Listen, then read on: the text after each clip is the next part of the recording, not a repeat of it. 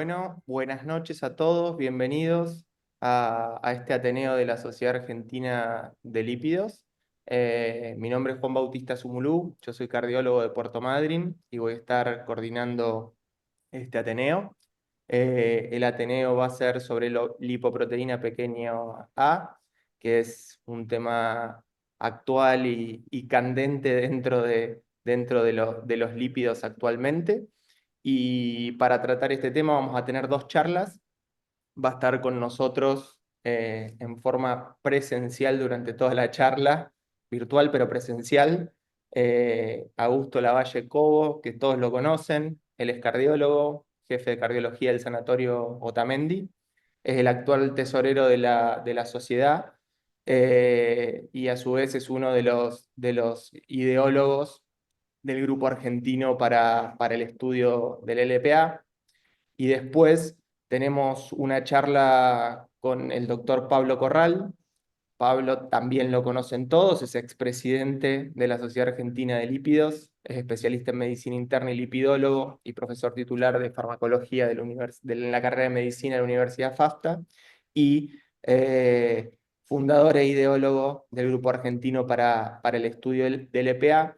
La charla de él está grabada, la vamos a escuchar y si es posible y la logística lo permite, va a estar para contestar preguntas. Así que si les parece y en honor al tiempo, le damos la palabra a Augusto para iniciar. Bueno, buenas noches a todos. Gracias, Bauti, por la presentación, a Meli y a Mati por la invitación. La verdad que esto justo surgió en un congreso que estamos compartiendo. Ojalá podamos tenerlo a Pablo al final de la charla, pero bueno, tuvo un cambio de un horario de un vuelo y en este momento o está volando o está terminando de aterrizar. Así que por ahí quedará para el final compartir un ratito con nosotros y si no, la idea también es charlar un poco de ambas presentaciones si nos queda algo de tiempo. Y el título de la presentación es Los grises entre blancos y negros. Como todo en la vida, la medicina no es la excepción y muchas veces los extremos existen, pero la mayoría de las cosas ocurren en el medio. Y la verdad que en medicina este gris puede significar muchas cosas. A veces que una conducta no tiene que ser tan extrema, pero otras también puede ser un gap en el conocimiento y sobre todo en estas cosas nuevas, más allá de que la lipoproteína A ya se descubrió hace más de 50 años, es bastante nuevo lo que vamos aprendiendo todos los días y cómo va cambiando algo la información e incluso creo que todavía nos faltan los grandes ensayos clínicos de tratamiento que nos van a terminar aportando un poco más de luz en esto. Y es en línea de buscar un poco estos grises y tratar de ver si le podemos dar un poco más una matiz más clara para poder llevarnos algo que sea práctico en el ejercicio cotidiano de nuestra práctica profesional, que elegí dos puntos o dos grises que por ahí algunos ya creen que son blancos o negros y están en todo su derecho, pero me parece que son dudas que surgen y que tenemos habitualmente y voy a tratar de responder esas dudas un poco con mi opinión y un poco con evidencia. Y las dos preguntas que yo planteé para esta disertación son, en primer lugar, si debemos pedirle una lipoproteína A todos nuestros pacientes y en segundo lugar, si con una sola vez alcanza esa determinación para, entre otras cosas, estratificar el riesgo cardiovascular, que es mi principal conflicto de interés porque soy cardiólogo, así que va un poco por ahí la presentación. Y la primera pregunta, como le decía, me parece antes de hablar un poco de variabilidades, si tenemos que dosar la lipoproteína A o lipoproteína A pequeña a todos nuestros pacientes. Y por ahí algunos de ustedes ya tienen una postura tomada y de hecho le ejercen y le piden LPA a todos los pacientes y por ahí otros seleccionan en qué pacientes hacerlo y por ahí haya otro en la sala que tiene que tomar decisiones para alguna institución, prestador o ministerio, Secretaría de Salud y tiene que decidir si la va a cubrir o no. Entonces me parece que tiene varias aristas estas preguntas para poder abordarla. Y si nos centramos un poco, como dije antes, ya pasó bastante tiempo desde la descripción por Berg en el año 1963 de esta partícula que hoy es la vedette lipídica, la lipoproteína A. Y en el año 2010 los europeos plantean o proponen, luego de escribir una toma de posición, que debemos pesquisar esta partícula en individuos de alto riesgo. O sea, 15 años atrás, la propuesta era midamos LPA en pacientes de alto riesgo y ese alto riesgo estaba bien definido como pacientes con enfermedad cardiovascular precoz o familiares de primer grado con enfermedad cardiovascular precoz, básicamente. Y en el año 2020, la misma sociedad plantea, 10 años después, pesquisar a todos los pacientes. Y hoy por ahí la pregunta es no solo a quiénes, sino cuántas veces. Y es esta la línea que voy a tratar de ir abordando. Respecto al primer lugar, creo que desde el año 2010 ahora han pasado 15 años y uno diría, bueno, la verdad que esto es una conducta que ya está bien establecida en nuestra práctica cotidiana. La mayoría de nosotros, y cuando digo nosotros, hablo de los médicos que nos dedicamos no a los lípidos, sino al abordaje de pacientes con riesgo cardiovascular o buscamos estratificar el riesgo cardiovascular a nivel mundial, no solamente los que estamos conectados, y uno diría, bueno, la verdad que 15 años después el porcentaje de pacientes de alto riesgo que se debe haber pesquisado tiene que ser alto, por eso pasamos a una segunda etapa que es pesquisemos a todo. Pero la verdad que cuando vemos muchas veces estos números, y ahora voy a mostrar un gráfico de qué es lo que pasa en California, una de las cunas de estudio de la lipoproteína A, donde está Batia, es que se hace poco. La verdad que esa postura de pesquisar algunos individuos de alto riesgo llevó a que esto se determine con poca frecuencia.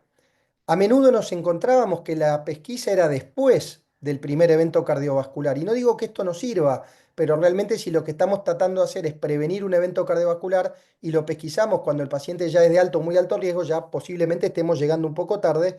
Y muchas veces llegamos tarde en aquellos que tuvieron la suerte de sobrevivir, porque sabemos que la enfermedad coronaria muchas veces es fatal en la primera forma de presentación. Y esto es lo que yo les contaba antes. Esto es un centro que es bastante importante en lo que es la investigación de la lipoproteína desde hace muchísimos años. Es un centro en California, donde ellos fueron a repasar en la historia clínica, buscando codificaciones diagnósticas y de solicitudes, a qué porcentaje de sus pacientes entre el año 2012 y el año 2021 le habían solicitado lipoproteína. Y la verdad que cuando ven estos gráficos ocurre en una forma muy parecida que cuando vemos los gráficos de qué proporción de pacientes alcanzan los objetivos de LDL, ¿no? El color que está más pintado es habitualmente el que no debería estarlo. Y vemos que una proporción de adultos muy baja fue testeada para el EPA. Incluso fue muy baja la proporción de pacientes que tenían historia familiar de enfermedad cardiovascular, donde uno podría decir, bueno, acá puedo escriñar a los familiares y puedo tratar de prevenir a una población en riesgo que todavía no tuvo un evento y que incluso fue muy baja también, con unas cifras menores al 5% en aquellos que ya habían tenido un evento cardiovascular. Entonces, esto por ahí llevó a replantearse un poco si lo que estábamos haciendo de indicar este dosaje en pacientes de alto riesgo realmente tenía alguna connotación en la práctica diaria y creo que si uno ve esto y estos datos se repiten en una corte de Boston y en una corte también europea en cifras más o menos parecidas, vemos que realmente no estaba siendo adquirida por los distintos profesionales. Entonces, las distintas guías que hoy disponemos, y estas podrían ser tal vez las guías más importantes en términos de lectura, vemos cómo fueron cambiando a lo largo del tiempo. Los europeos de entrada siempre planteaban a todos los individuos hacerle una medición por lo menos una vez en la vida, mientras que vemos ahí la National Lipid en su primer statement en el año 2019. La National Lipid es la sociedad que estudia los lípidos en Estados Unidos, planteaba solamente en pacientes con enfermedad personal o familiar, de enfermedad cardiovascular prematura, en aquellos que tenían moderado o alto riesgo, o incluso aquellos que tenían un LDL refractario al tratamiento, porque esa refractariedad podía en parte reflejar una LPA elevada y no una mala respuesta al LDL, vemos cómo fueron cambiando hasta el año pasado, que publican de vuelta también determinarla en todos los individuos por lo menos una vez en la vida también. Y la Sociedad Argentina de Lípidos está muy parecida a las recomendaciones iniciales de la Sociedad Europea de Aterosclerosis junto a la Sociedad Europea de Cardiología, pero también cuando uno lee el documento de toma de posición, se menciona que un grupo importante de pacientes a evaluar si dosar LPA o no es en aquellos que tienen refractariedad a la terapia contra el LDL, por lo que dije anteriormente, ¿no? Entonces, vemos este pantallazo y pareciera ser que en el mundo la tendencia actual es a que toda persona, por lo menos una vez en la vida, sea dosada en términos de conocer sus valores de lipoproteína pequeña. Y vamos a llevar esto un poco a números más concretos, ¿no? Este es en el mundo. Nosotros sabemos que a nivel mundial la enfermedad cardiovascular es la principal causa de muerte. No solo es la principal causa de muerte, sino que el costo de la enfermedad cardiovascular para los distintos sistemas sanitarios es sumamente importante. Ahora, por otro lado, si nosotros asumimos que uno de cada 5 personas de las que estamos conectadas acá, o uno de cada 5 personas, el 20% de la población mundial, tiene valores de LPA elevada, hoy estamos hablando de que en el mundo hay 1,6 billones de personas con LPA elevada.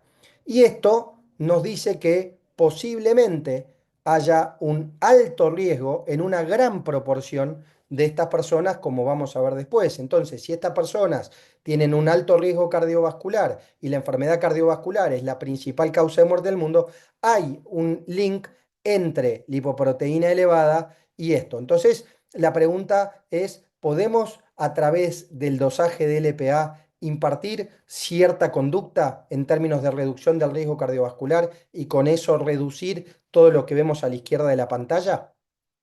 Y acá es donde viene el por qué, me parece el fundamento del pesquisar a todos los pacientes y no solamente a los de una vez en la vida. Pero bueno, esto también tiene sus contras. Uno podría decir, bueno, no es tan barato pedir una LPA a 1,6 billones de personas a nivel mundial. Alguien tiene que hacerse cargo de eso.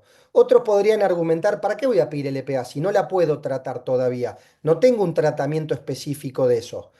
También muchos de los pacientes que tienen LP alta ya tienen alto riesgo por otros métodos, incluso algunos ya han tenido un evento cardiovascular previo. Entonces, ¿de qué me va a servir pedir una LPA, gastar plata en esta población de pacientes? Otro podría abordarlo por el lado del paciente y lo vemos habitualmente con el estrés que muchas veces o la preocupación que generan nuestros pacientes una presencia de un valor anormal o elevado de LPA en un laboratorio de rutina y todo lo que esto genera hasta que alguien hable un poco y se les explica el por qué y por qué hacemos esto y qué es lo que buscamos. Otro podría decir también, bueno, a ver, si yo pongo una estratificación de riesgo para ver cuánto tenés que pagar de un seguro de vida o una prima de salud, por ahí las personas que tienen más riesgo van a tener una prima mayor, entonces no me conviene hacérmelo porque si tengo más riesgo me van a cobrar más. Y por otro lado, algunos también pueden argumentar que pese al valor del EPA, la conducta que yo debería tomar es igual porque posiblemente, como nos muestre Pablo en su presentación, hoy lo que hacemos cuando tenemos el EP elevada es tratar de reducir el resto o controlar el resto de las variables que influyen en ese riesgo cardiovascular. Entonces, creo que es importante destacar que cuando nosotros hoy hablamos de prevención cardiovascular, no hablamos solamente de controlar o reducir un número absoluto de una variable, sino que lo que hacemos primero es estimar el riesgo cardiovascular y una vez estimado el riesgo cardiovascular, ahí viene una serie de intervenciones que yo puedo aplicar. Entonces, si yo tengo una herramienta que me permite estimar el riesgo cardiovascular y posiblemente me dé una mayor precisión que contra los factores de riesgo tradicionales, como voy a mostrar después, ¿por qué no la voy a usar? Y ese creo que es el argumento que yo utilizo para explicar el por qué deberíamos dosar, por lo menos una vez en la vida, la LPA en toda la población. Y acá viene un artículo que se publicó hace un par de semanas atrás, que son datos del Copenhagen General Population Study, y también hay un segundo análisis de datos del UK Biobank, que lo que buscaron era ver de la fracción del riesgo cardiovascular, ya sea de enfermedad cardiovascular aterosclerótica o estenosis aórtica, atribuible a los valores elevados de lipoproteína A, qué porcentaje podía ser explicado por otras variables conocidas como el colesterol LDL, el colesterol no HDL, la ApoB y la proteína C reactiva. Porque uno dice, bueno, si yo tengo un porcentaje alto del riesgo cardiovascular de estos pacientes, que es por aterosclerosis o por inflamación, como es la otra teoría con los fosfolípidos oxidados, si yo veo proteína C reactiva y veo colesterol LDL o ApoB, posiblemente estime en gran proporción el riesgo. Y la verdad que lo que nos muestra ese estudio es que esto explica en menos de 20 10% el riesgo que tienen estos pacientes con LPA elevada, y lo mismo vemos en la corte del UK Biobank, con lo cual uno podría decir que independientemente del uso de estatinas o no, independientemente, en este caso, una corte británica y una corte danesa, yo lo que veo es que los factores de riesgo tradicionales, en este caso lipídicos inflamatorios, como el LDL y la proteína C reactiva, me explican en poca proporción el riesgo que tienen esos pacientes por tener la LP elevada, lo cual hace que ciertas personas, independientemente de no tener un tratamiento específico, ya hablan de que la LP elevada es un factor de riesgo cardiovascular. Y esto es un poco lo que hablamos de riesgo cardiovascular, ¿no? Acá vemos este Lifetime Risk utilizando una calculadora británica para estimación del riesgo cardiovascular de enfermedad aterosclerótica a lo largo de la vida, que evaluó o fue aplicada en una población de casi 500.000 pacientes del UK Biobank. Y lo que vemos es que cada barra representa un valor diferente de lipoproteína A. 16 nanomoles la verde, 115 nanomoles la amarilla y 350 nanomoles la colorada. Y nosotros lo que vemos que frente al mismo riesgo cardiovascular, a medida que va aumentando la LPA, aumenta en forma significativa ese riesgo cardiovascular. Y este es mayor en la población de pacientes de alto riesgo. Y acá tenemos uno de los argumentos para decir por qué tenemos que pedirle LPA a pacientes que ya tuvieron un evento cardiovascular previo o que yo ya sé que tiene un alto riesgo cardiovascular por otras variables, porque me está hablando de algo pronóstico. Posiblemente estos pacientes tengan más riesgo de eventos recurrentes y, ¿por qué no?, ante la recurrencia de eventos de mortalidad cardiovascular. Entonces yo puedo plantear también en este grupo de pacientes la utilización de esta variable. Y esto es lo mismo explicado de otra manera con cortes ascendentes de los valores de lipoproteína A y cómo impactan en todos los estratos de riesgo, y la columna violeta de adelante nos habla y nos hace referencia del riesgo cardiovascular utilizando de vuelta una calculadora que tiene en cuenta los factores de riesgo tradicionales, y cómo ese riesgo cardiovascular en todos los estratos de riesgo, sobre todo en aquellos de mayor riesgo cardiovascular, se incrementa en forma exponencial a medida que lo hace el valor de lipoproteína A.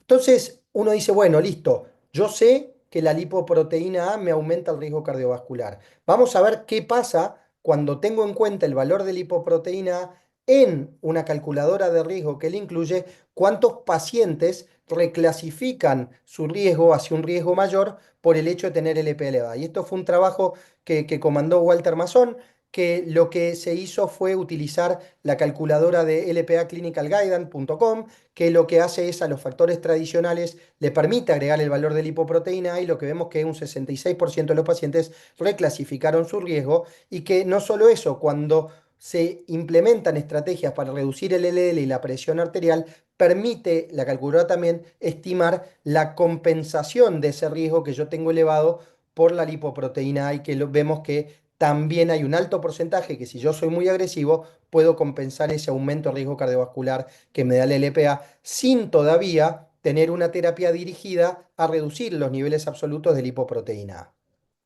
Esto es otra cosa que también me pareció muy interesante, que lo hizo el grupo de Batia de California, el que yo hablaba antes, que dividió a los pacientes en tercilos, ¿sí? Estos son datos del estudio MESA, y lo que hizo fue dividir a los pacientes en tercilos acorde a su valor de LPA. En LPA menor a 30, mayor a 50 a los dos extremos y un valor intermedio. Y lo que hizo fue ver qué pasa en aquellos pacientes que tenían el Life Simple 7, hoy AJA lo llama el 8, que son estos puntajes que tienen que ver más con identificación de salud más que de enfermedad, que son valores de colesterol más bajos, valores de glucemia bajos, que no fume, que haga actividad física, que mantenga un peso y una dieta saludable. Y lo que vemos que, independientemente del valor de LPA en el que se encuentran los pacientes, cuando yo implemento un estilo de vida saludable y logro controlar todas estas variables, a los pacientes les va mejor. Entonces esto también a mí me sirve como una herramienta para tratar de influir en los hábitos de los pacientes. Así como está demostrado también que ver una plaquita en un Doppler ultrasónico de cuello o de miembros inferiores puede lograr una mayor adherencia al tratamiento en un paciente, creo que tenemos que mostrarle esto también de por qué hoy, en el momento en el que nos encontramos, que no hay tratamientos específicos, adoptar un estilo de vida saludable y un control adecuado del resto de los factores de riesgo va a impactar positivamente en la sobrevida libre de eventos. Y este impacto, si bien no es un estudio que estuvo diseñado para eso, pareciera ser mayor en aquellos pacientes que tienen niveles más altos de lipoproteína A que en aquellos que tienen niveles más bajos. Ahora bien, vimos un poco el fundamento médico, podríamos decirlo de una manera. Vamos a ver qué pasa con la parte económica. Esta es una declaración que se publicó también recientemente, que lo que busca como, o que tiene como objetivo tratar de buscar una mayor implementación en lo que es la pesquisa de LPA elevada en la población general. Y tiene bastantes, digamos, aristas o ítems que aborda el documento. Nosotros, digamos, como país estamos contentos porque fuimos representados por Pablo en esta presentación, que fue una reunión de expertos que se hizo en Bruselas. Y uno de esos puntos que toca es un análisis de costo-efectividad hecho en países de altos ingresos, que claramente no somos nosotros, pero me pareció interesante mostrarlo. Este análisis todavía no está publicado, así que tomé algunos datos de un webinar que realizó el FH Foundation, que son los que voy a mostrar a continuación. El objetivo de este análisis fue desarrollar un modelo de economía de la salud que simule la prevención de enfermedad cardiovascular. Tanto prevención primaria como prevención secundaria fue el modelo que ellos utilizaron. Y para eso evaluaron la costo-efectividad de dosar LPA en pacientes acá sí sin enfermedad cardiovascular establecida, donde luego de la valoración modificaban la estrategia de prevención. Es decir, si yo encontraba un LPA alta, tenía que considerar el costo de todos los tratamientos destinados a la optimización del riesgo de ese paciente, como puede ser control de la presión arterial con fármacos, estatinas para el LDL, etcétera, ¿no? Entonces, es lo que hacemos nosotros actualmente sin dosar la LPA, con lo cual me privo a veces de intervenir sobre este riesgo cardiovascular. Ellos utilizaron la población de vuelta del UK Biobank, seleccionaron pacientes entre 40 y 69 años, y los compararon en un seguimiento habitual versus evaluando la LPA. Lo que hicieron fue hacer un modelo matemático de predicción de eventos hasta los 85 años. A esos 10.000 pacientes les hicieron el score 2. De ese score se desprenden pacientes que ya tenían muy alto riesgo cardiovascular, a lo cual los aleatorizaron, o mejor dicho, los asignaron a recibir un tratamiento intensivo de la presión y del colesterol LDL, y el otro ramen eran aquellos pacientes que tenían un riesgo cardiovascular no muy alto, es decir, alto o para abajo. Y ahí hicieron el Standard of Care y dosaron LPA. Y a los pacientes que tenían LPA menor a 192 nanomoles o menor a 90, los asignaron a lo que hacemos habitualmente, y aquellos que tenían más de 192, que fueron 624 pacientes, los asignaron un tratamiento intensivo de presión arterial y de LDL. Recordemos, estos son todos modelos, no es que dividieron a la población, a unos le dieron y al otro no le dieron, sino que cuando digo asignaron es a la estimación y no a recibir. En el análisis de costos, lo interesante es que evaluaron los costos desde la perspectiva del sistema de salud y desde la perspectiva social. De la perspectiva del sistema de salud hay costos directos e indirectos. Los directos son los test, cuánto me sale el resolver una complicación aguda, el manejo crónico de estas complicaciones. Y por otro lado, los indirectos son los costos que imparte, por ejemplo, un paciente ir a hacer un estudio, comer afuera, pagar un estacionamiento, etcétera, etcétera. Mientras que la perspectiva social es todo cómo impacta esta pérdida de ingresos por muertes a edades tempranas, el ausentismo laboral, la invalidez por el evento que tuvieron, el hecho de ir a una jornada reducida y las licencias por enfermedad. Es decir, cómo impacta a nivel social el hecho de presentar un evento cardiovascular si es que vivieron, o incluso la misma muerte. En casi 9.000 test de LPA, vimos que 624 pacientes tenían una LPA elevada, y la utilización del LPA me permitió prevenir 3 accidentes cerebrovasculares y 35 infartos en estos 800, casi 9.000 pacientes, perdón. Y después lo que hicieron fue evaluar un poco, ya casi aplicar el modelo económico, y que permitió que en Australia la utilización del LPA en estos 9.000 pacientes ahorrara o ganara 82 quali, y en Gran Bretaña esto se representó en 98, y ahí vemos los distintos costos, pero lo más interesante es lo que se llama ISER, que está ahí abajo, que yo estoy muy lejos no solo de ser un experto en economía de la salud, sino de saber un poco más de economía de la salud, manejo muy pocos términos básicos.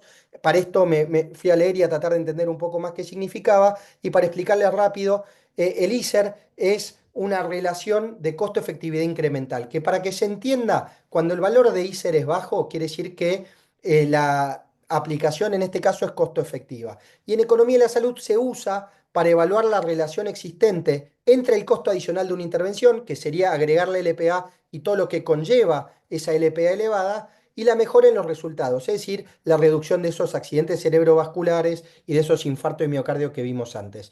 En Gran Bretaña, para que se den una idea, por cada quali, un ISER para ser significativo se estima que ronda las 20.000 libras. Y acá tenemos un ISER de 3.000 libras, con lo cual es costo efectivo en Gran Bretaña y también fue costo efectiva el agregado LPA en esta población para el sistema de salud australiano. Y para llevarlo un poco más a números, acá vemos que por cada persona a la que se le dosaba una LPA en cada sistema de salud, vemos que hay un ahorro económica que desde el punto de vista del sistema de salud en términos de complicaciones, vemos que el número es menor que desde el punto de vista social, que es cuando agrego el impacto de la enfermedad en el sistema socioeconómico. Pero los números son bastante altos. Es decir, hacer un LPA me permite en cada persona ahorrar ese número que estamos viendo en la pantalla. Y esto es más interesante todavía, y les pido perdón por la mala calidad de la diapositiva, que es el total de eventos evitados en esta población que se evaluó, que como dije antes era entre 40 y 69 años, y vemos que esto depende en todos los países, pero si yo aplico el EPA a toda la población de cada uno de estos países, veo que puedo evitar entre 12.000 eventos en Austria hasta casi 500.000 eventos en la población de Estados Unidos. Números que son bastante interesantes para un simple agregado de una variable en un laboratorio. Y cuando analizo los costos que ahorra el sistema de salud por esta misma aplicación, es decir, al evitar todo el resto de los eventos, vemos que también los números económicos son altísimos, llegando a 14 billones de dólares en los Estados Unidos. La verdad que son números bastante importantes para lo que nosotros estamos acostumbrados a leer y hablar en nuestro sistema. Acá vemos un poco a lo mismo y voy cerrando. Creo que las guías fueron avanzando a el dosaje de una vez en la vida y me parece que yo me pongo en línea de esto. Entonces, en este gris, creo que mi postura está más que a seleccionar una sola población, tratar de dosarla una sola vez porque realmente creo que cuando uno antes interviene, mejor es. Lógicamente, esto es utilizando un sistema de costo-efectividad en países de altos ingresos. Habrá que ver qué pasa si en algún momento se realiza lo mismo en nuestro país, donde sabemos que es muy difícil hacer análisis de costo-efectividad porque el sistema es muy heterogéneo. Y la segunda pregunta, y ahora sí es más corta, les prometo, es si debo medir el EPA más de una vez en la vida. La verdad que nosotros sabemos que existe variabilidad de los valores del EPA en distintas condiciones clínicas, ¿no? Incluso todas estas guías de práctica clínica en pacientes que presentan hipotiroidismo no controlado, enfermedad renal crónica, estados inflamatorios o ciertos fármacos pueden influir en los valores del EPA, pero la verdad que la pregunta que a mí me sirve es, ¿qué pasa si no veo esta población de pacientes, extrapolo mi teoría de que en la población general puede haber variabilidad? ¿Cuántos de esos pacientes cambian de color en esta escala de colores de riesgo cardiovascular, donde vemos que la mayor parte de la población no tiene un riesgo cardiovascular muy alto? Entonces, si yo tengo un valor bajo, puedo estar subestimando tal vez ese riesgo. Esto surge en el año 94 con este estudio de Marcovina, que evaluó en 20 personas sanas, se hizo 4 mediciones separadas cada una por semana, por 2 semanas, y lo que ve es que existe una variabilidad biológica. Acá se trató de aislar al mínimo la variabilidad que existe con el mismo método, ¿no? Para determinar, hay una variabilidad intramétodo, una variabilidad analítica en esto, pero la variabilidad biológica, una vez excluida la otra causa, se vio que era del 26% en pacientes que tenían valores más bajos del EPA, en este caso un corte menor a 60, y de un 11% en aquellos que tenían mayor a 60. Acá hay un resumen de los principales trabajos que evaluamos nosotros o que estudiamos para ver la variabilidad, donde vemos que la variabilidad depende del grupo poblacional estudiado, del área geográfica, pero incluso en los estudios que están evaluando tratamientos contra el EPA se reporta una variabilidad cercana al 40%. Ahora bien, ¿esa variabilidad es importante desde el punto de vista clínico o no? Y esto es un estudio interesante, un estudio español, también, europeo, perdón, no español, que incluyó 600 pacientes con lipoproteína en distintos valores, y lo que vieron fue calcular el riesgo por el valor del EPA, no agregando el valor a la categoría de riesgo con el resto de las variables clínicas. Y miren qué interesante, la proporción de pacientes que cambian de riesgo es muy baja en aquellos que tenían un valor inicial de bajo riesgo, o sea, una LPA menor a 30 miligramos y litro. Es baja también en aquellos pacientes con un valor mayor a 50 miligramos de cilitro, pero prácticamente la mitad de los pacientes en riesgo intermedio cambiaron su riesgo o para abajo o para arriba. Y la verdad que creo que este es el kit de la cuestión y es el lugar o el foco donde tenemos que centrar que podemos llegar a necesitar más de una medición. Esto es un trabajo hecho con pacientes del consultorio del doctor Corral. En estos pacientes encontramos 61 pacientes que tenían más de una determinación del EPA y lo que se vio acá fue que también hubo una variabilidad muy parecida a la observada en el resto de los estudios que también nos permite reclasificar a los pacientes. Es decir, en nuestro país también vemos una variabilidad similar a la reportada en otras partes. Y acá también me pareció interesante ver esto, que es un poco el concepto, ¿dónde está la mayor variabilidad? En los pacientes que tienen niveles más bajos de LPA, la variabilidad es menor, en aquellos que tienen niveles más altos, la variabilidad es mayor, y esto permite que estos pacientes se reclasifiquen principalmente, como vemos acá en las columnas bordeaux y verde, en aquellos pacientes en riesgo cardiovascular o intermedio por el valor de lipoproteína A. Entonces, la verdad que me parece esto que es interesante empezar a pensar y hacer foco en este grupo. Entonces, para concluir, creo que en este paleta de colores, la mayor conclusión que yo saco es, para mí tenemos que dosar el EPA por lo menos una vez en la vida, si podemos hacerlo a nuestros pacientes, tratando de evitar dosificaciones o dosajes seriados en toda la población, dejando aquellos para aquellos que tienen características clínicas que lo permiten, como ya conocemos, o incluso para aquellos pacientes en riesgo intermedio, donde una variabilidad nos puede hacer que este paciente cambie en caso de presentar un valor elevado en el seguimiento. Muchas gracias.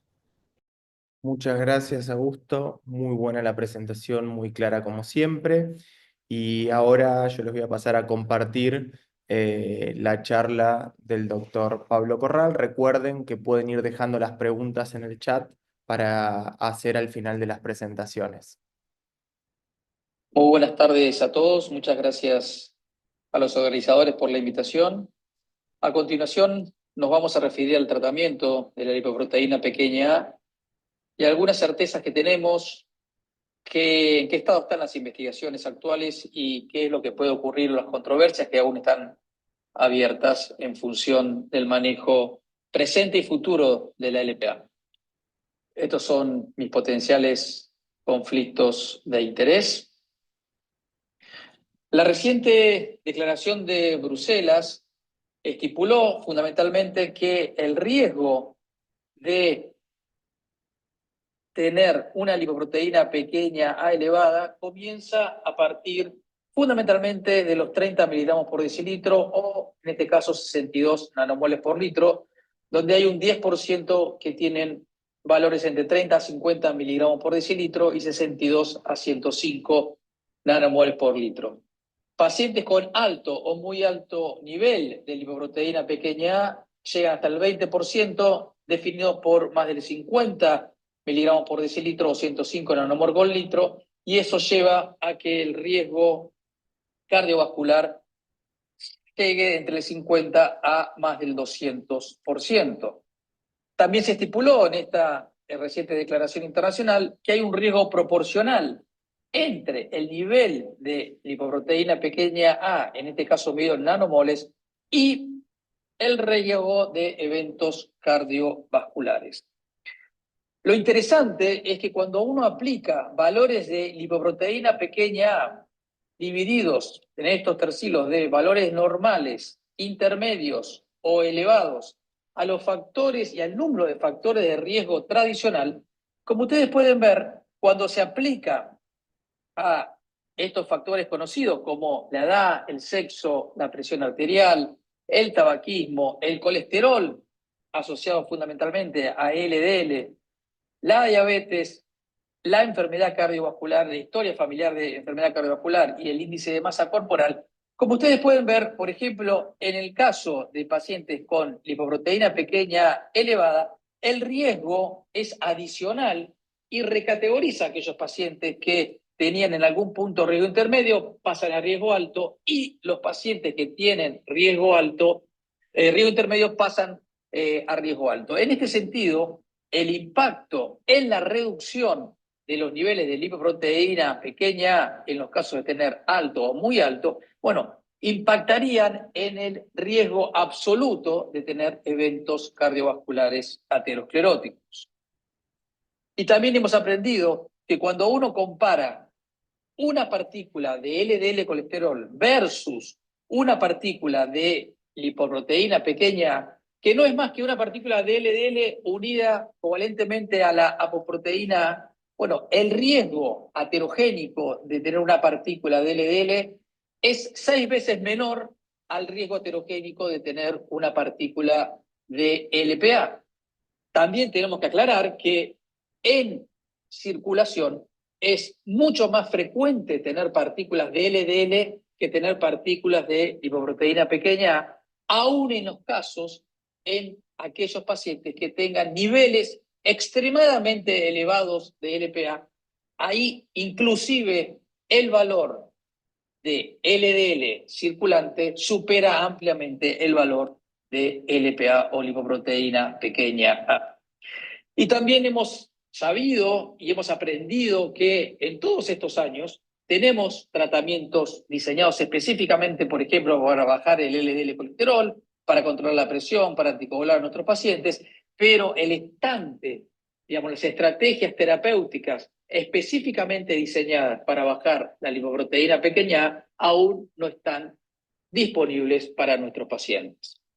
Es así que uno quisiera ver, por ejemplo, cuánto debería bajar la lipoproteína pequeña para alcanzar el famoso 22% de reducción de riesgo relativo por cada milimol de descenso de LDL colesterol o casi 39 miligramos por decilitro. Esto ustedes deben saber bien, que se desprende del metaanálisis del CTT, donde demostró esto, que bajar casi 40 miligramos por decilitro de LDL colesterol baja un 22% la reducción del riesgo relativo. Esto traducido a lipoproteína pequeña en prevención primaria y en base a la estipulación genética de estudios de randomización mendeliana, deberíamos bajar entre un 65 a 100 miligramos por decilitro de lipoproteína pequeña y en prevención secundaria, en base a estudios una vez más genéticos de randomización mendeliana o estudios randomizados, entre 30 a 50 miligramos por decilitro para obtener un beneficio similar al obtenido en el descenso de LDL colesterol. ¿Qué tenemos hoy a disposición o qué podríamos hacer hoy con un paciente con lipoproteína pequeña A elevada? Los inhibidores de PCSK9 han demostrado en el primer caso en el estudio Fourier que en aquellos pacientes que tenían dentro del estudio Fourier un valor de LPA por encima de la media, la reducción utilizando, en este caso, evolocumab en Fourier, tuvo un impacto de una reducción de riesgo absoluto de 2,5 y una NNT de 40, si bien fundamentalmente esto es un análisis de subgrupo posterior al resultado del estudio, un G-radio de 0,77. Similares resultados se vieron observados con alirocumab en el estudio Odyssey Outcomes. Vean ustedes que en el cuartilo 4, en aquellos pacientes que tenían mayor nivel de lipoproteína pequeña, el G-radio es similar, 0,75. Estos pacientes tenían más riesgo basal porque eran pacientes, recuerden que en Odyssey eran pacientes post síndrome coronario agudo, en el estudio Fourier eran pacientes más crónicos. Por eso es que la reducción del riesgo absoluto es un poco más alto, es de 3,7 en función del descenso de LPA utilizando inhibidores de PCSK9. Entonces, podemos concluir que estos fármacos descienden hasta un 25%, dependiendo del valor basal de la LPA, y el valor clínico es marginal, aunque cuanto mayor es el valor basal de LPA, mayor es el beneficio que podríamos llegar a observar. En prevención primaria, esto es muy interesante porque se ha demostrado en estudios epidemiológicos y en algunos estudios como vamos a ver ahora, retrospectivos, que la utilización de aspirina en dosis baja en aquellos pacientes que tengan niveles de lipoproteína A elevados, en este caso más de 50 miligramos por decilitro, llegaban a reducir hasta un 46% el riesgo de enfermedad coronaria isquémica. En función del análisis de distintos tipos de estudios, como el estudio del WHS, el ARIC y el estudio ASPRI, no solamente por valores de LPA, sino también por polimorfismos o SNP, podemos ver y observar que hay un beneficio similar con un P-radio de 0,44, acá tenemos uno de 0,86 y en el ASPRI, basado fundamentalmente en SNP de 0,54, habría un beneficio potencial en la utilización de aspirina, siempre y cuando valorando el riesgo de sangrado, en pacientes de prevención primaria con valores de LPA por encima de 50 o con la presencia de distinto tipo de SNPs o polimorfismo de nucleótido único que se asocian a la presencia de niveles altos de LPA, como es el 220 en este caso.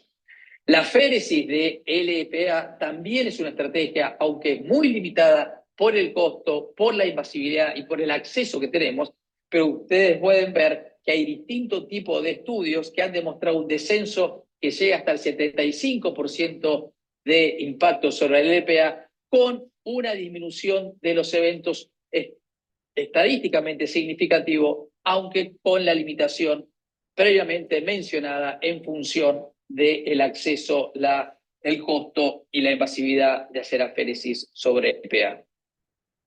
Actualmente vamos a describir 5 estudios fundamentales, 3 que están en fase 3 y 2 que han concluido en fase 2, en función de terapéutica ya específica diseñada contra la lipoproteína pequeña. El primer estudio es el estudio Horizon, que utiliza pelacarsen, que es un oligonucleótido antiseptido en más de 8.300 pacientes, con un impacto hasta un 80% en los niveles basales de LPA.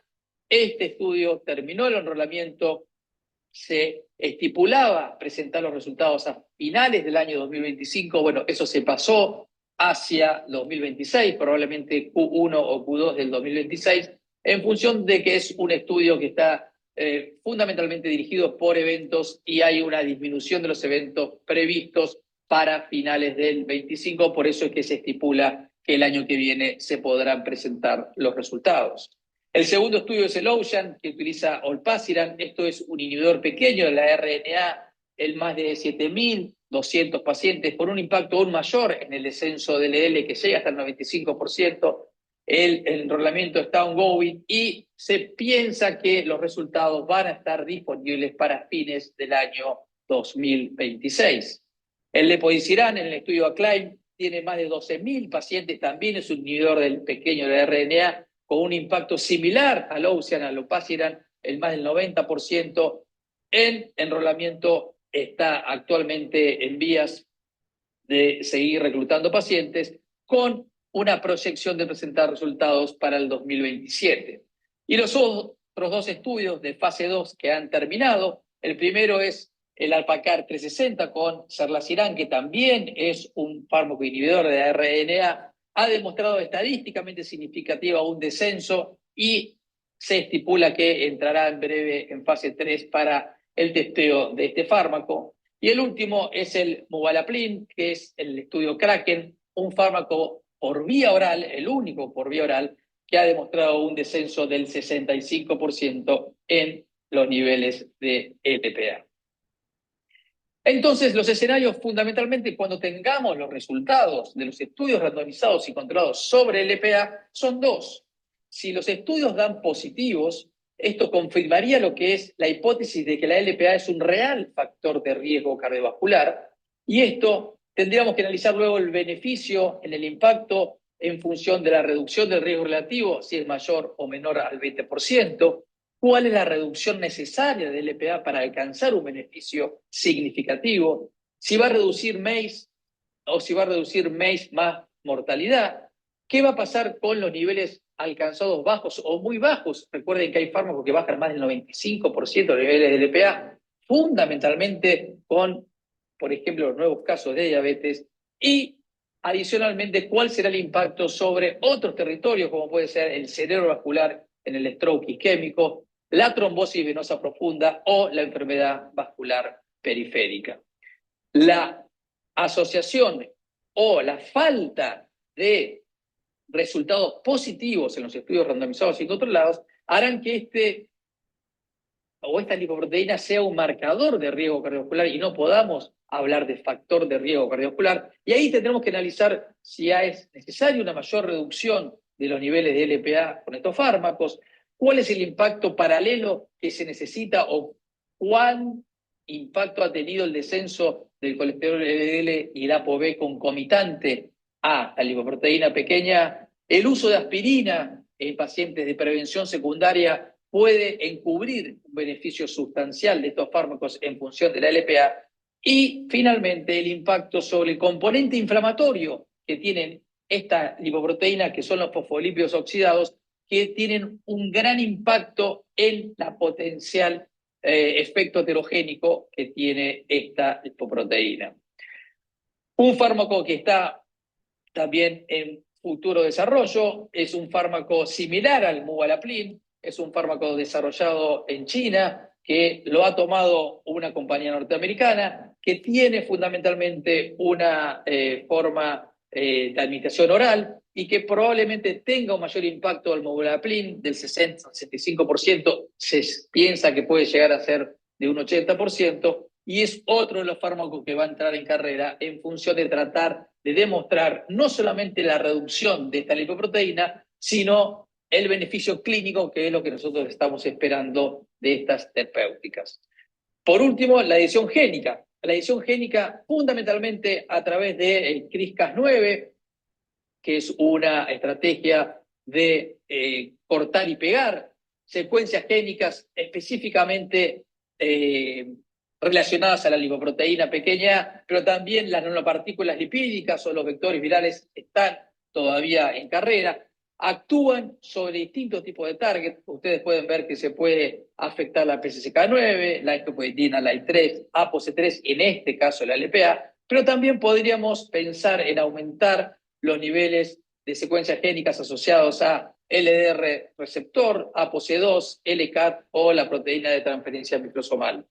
En función de esta estrategia, el CRISPR-Cas9, como decíamos recién, esta estrategia de cortar y pegar una secuencia específica, en este caso asociado a la lipoproteína pequeña, está en carrera, está actualmente testeándose hoy en pacientes con hipercolesterolemia familiar, que el objetivo es la PCSK9, el laboratorio Verve Therapeutic de Norteamérica tiene pacientes en tratamiento, ya ha presentado resultados preliminares de sus estudios, pero vean ustedes cómo el target no solamente va sobre LDL, como en este caso, sino también sobre lipoproteínas ricas en triglicéridos y lo que hoy estamos refiriendo sobre la secuencia que va a terminar fundamentalmente generando la proteína LPA.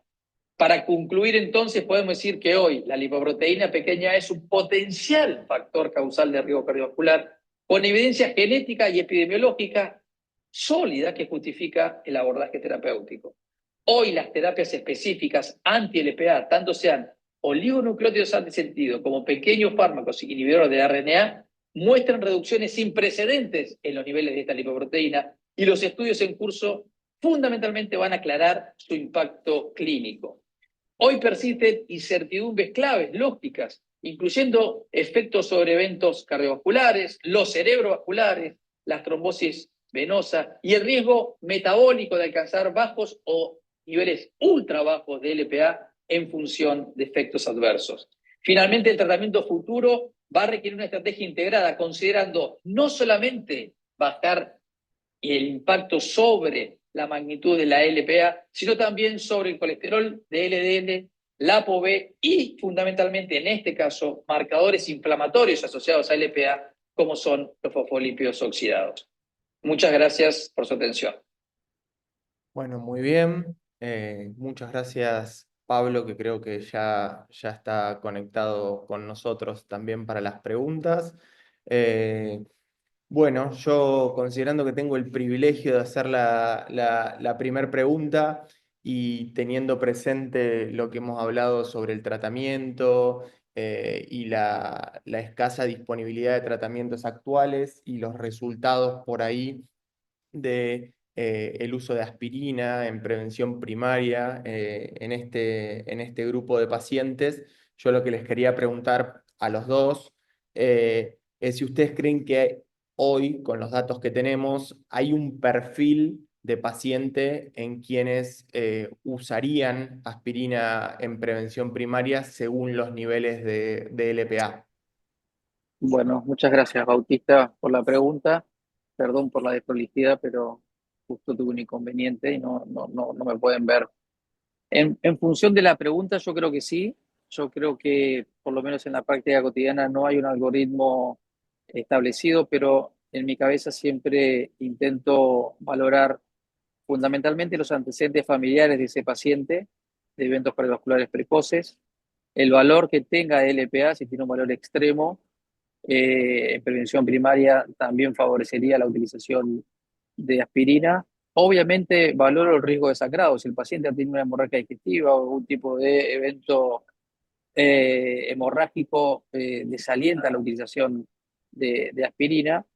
Y con esos esquemas, fundamentalmente en mi cabeza trato de elaborar un pequeño algoritmo y decidir si el paciente se podría potencialmente beneficiar con el uso de aspirina.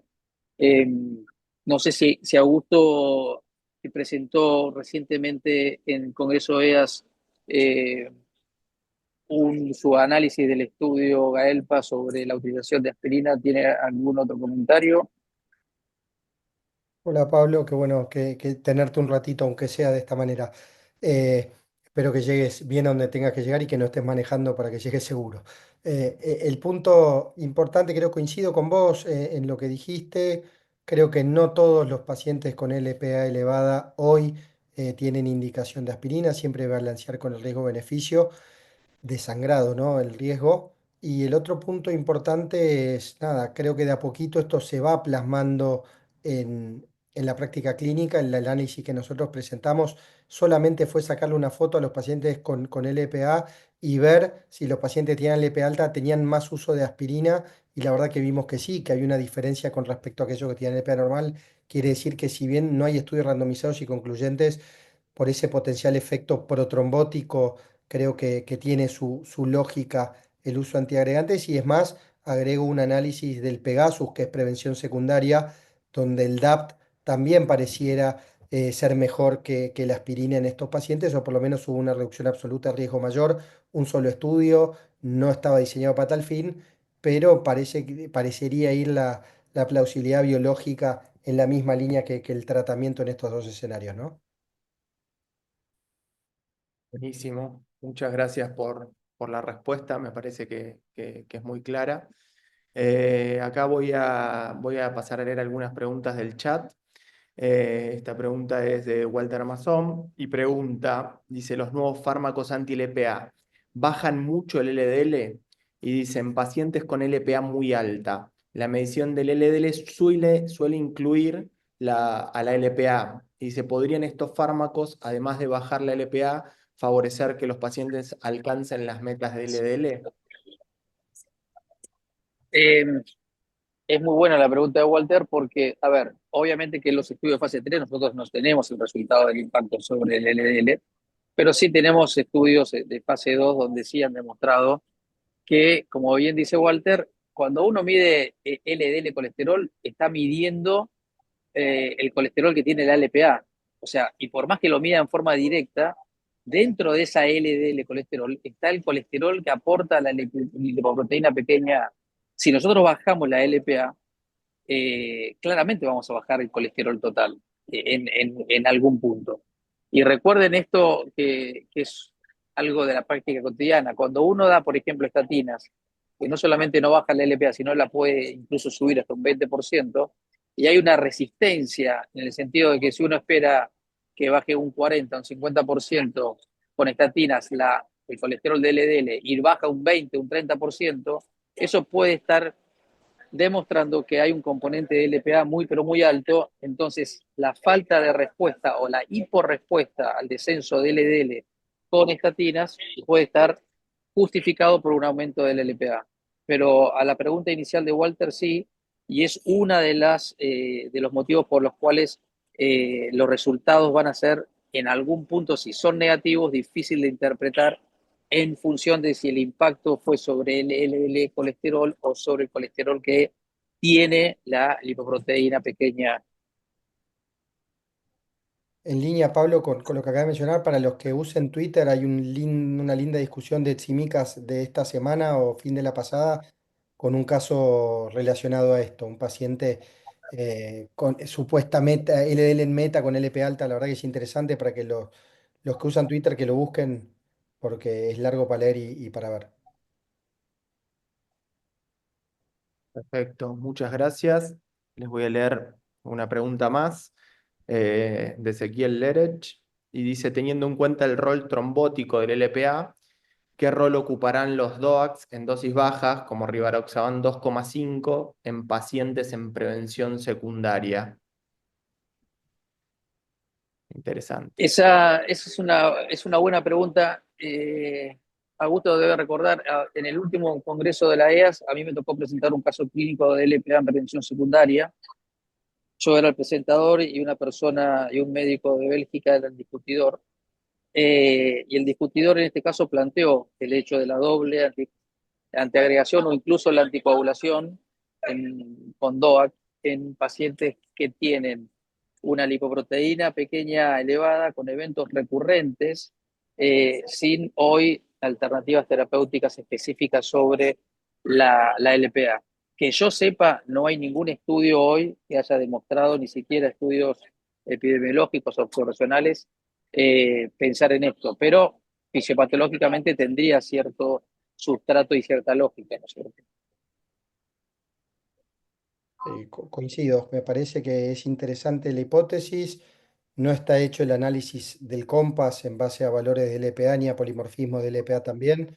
Recordemos igual que la dosis de Rivaroxaban 2,5 no es una dosis muy utilizada en prevención secundaria, incluso hay un solo estudio fuerte y otro, el Voyager Path, que va en la misma línea, pero la verdad que le cuesta un poco, ¿no? A esa intervención, creo que está 2B en la guía o algo por el estilo. Puede que el LPA le eleve un poquito más, pero es interesante la pregunta. Bien. Acá tengo otra pregunta más. Ariel Kraselnik pregunta, en un paciente joven sin otro factor de riesgo cardiovascular, calculo que es con LPA severamente elevada, pregunta si la meta de LDL es equivalente a una persona de alto riesgo. Sí, la respuesta es sí. Cuando vos tenés 430, eh, eh, por ejemplo, nanomol por litro de LPA, es equivalente a HF, a hipercolesterolemia familiar heterocigota. Y en ese caso, ese paciente ya lo coloca en un alto riesgo. Y el objetivo de ese paciente, si es un alto riesgo, tendría que tener menos de 70 de LDL. Cuando el paciente no tiene ningún otro factor de riesgo y tiene elevación extrema de la LPA, lo coloca automáticamente en un paciente de alto riesgo. Pablo, y en estos pacientes con esos valores tan altos de LPA, ¿cuán accesible es alcanzar un LL menor a 70 por Es la difícil, claro, porque congruencia, hay una digo, ¿no? resistencia, Claro. exactamente. Nosotros el año pasado en EAS 2023 presentamos esos, estabas vos Augusto con nosotros, hicimos el macheo de 20 pacientes con elevaciones extremas versus 20 pacientes con elevaciones no extremas de LPA, y lo que vimos es eso, es más difícil alcanzar la meta porque hay una pseudo resistencia a bajar el LDL colesterol, eh, clásicamente por lo que hablábamos recién, que las estatinas no solamente no impactan sobre la LPA, sino incluso la pueden llegar a subir. Entonces, en esos casos se hace más difícil aún el descenso de la LPA y alcanzar objetivos de menos de 70 o incluso menos de 55. Tal cual. Bien. Bueno, a ver, vamos a ir a la última pregunta por una cuestión de tiempo. Acá Andrea pregunta, que tiene un caso de una mujer de 40 años con una placa cálcica como hallazgo en aorta abdominal. Dice hipercolesterolemia familiar, asintomática, deportista, body mass index de 23, LDL de 145, LPA de 200, sería bueno saber si es en miligramos o nanomoles, triglicéridos de 79, HDL de 84. Te recomiendan, dice, cero tabaquista. A ver, la verdad que uno ya ve si la placa cálcica, eso es aterosclerosis en aorta y tiene antecedentes familiares de cardiopatía isquémica a los 40 años con ese valor del EPA, ni hablar si es en miligramos decilitro más que en nanomoles por litro, pues ya estaríamos hablando de una EPA extrema. Creo que uno se inclina a dar una estatina y a bajar ese LDL, incluso hasta terapia combinada con estatinas y ezetimibe por ahí. No valoraría en la ecuación ese 84 de LDL como algo bueno que me contrapese la indicación de la estatina, si bien sabemos que el hallazgo de placa en la aorta de todos los territorios tal vez es el menos valorado desde el punto de vista pronóstico, pero para mí, con ateromatosis ahí, antecedentes familiares, sobre todo si es enfermedad cardiovascular precoz y ese valor del EPA, creo que tiene indicación de estatinas. Es más, te diría ya con la placa sin la LPA, creo que también. Y Augusto, con el mismo caso clínico, si esa LPA fuera en miligramos, ¿usarías aspirina? Y tiene bajo riesgo de sangrado, así que me parece que sí. Bien. Sí, es una mujer de 40 años con una placa o sea, con una placa, o sea, que en algún momento fue blanda y ahora está cálcica, pero tiene 40 años, premenopáusica y una placa, o sea, esa señora, esa paciente está enferma, tiene la arteria enferma y nada hace pensar que no tenga placas en otros territorios vasculares. O sea que yo claramente sería muy agresivo en el tratamiento de esta señora, porque la realidad que con los antecedentes familiares y con todos sus hábitos, entre comillas, saludables, teniendo 145 de LL y esa LPA, claramente necesita tomar medicación y coincido con Augusto que probablemente le dé inhibición dual a este paciente. Bueno, muchísimas gracias por las preguntas, por las respuestas, a todos los que se tomaron un tiempo para estar con nosotros hoy a la noche. Disfrutamos de excelentes disertaciones, una excelente discusión por nuestros expertos y en honor al tiempo, que es una frase que decimos mucho, vamos a ir despidiéndonos y estaremos nuevamente juntos en el próximo Ateneo. Muchas gracias a todos.